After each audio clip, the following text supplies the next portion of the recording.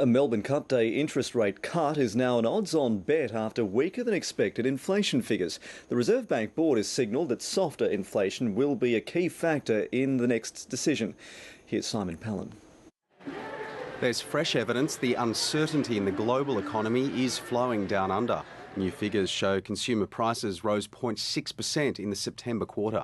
Certainly the numbers for inflation were a bit lower than was generally expected. Falling prices for vegetables, computer equipment and petrol helped put the annual headline inflation rate at 3.5%.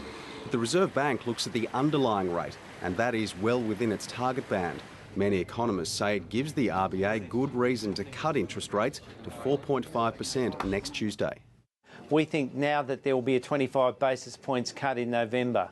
Even before the figures were released, the RBA Deputy Governor hinted that a rate cut could be on the cards. The softer global outlook have made the outlook for inflation less concerning than it was, and it provides scope for monetary policy to be supportive of economic activity if needed. There would be absolutely no excuse for the banks not to pass on any rate cut that was delivered by the Reserve Bank should they choose to do so.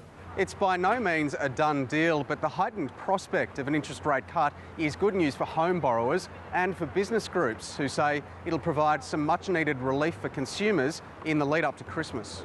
We need to restore consumer confidence levels, which are now at very subdued levels, and a rate cut would certainly add to overall demand in the economy.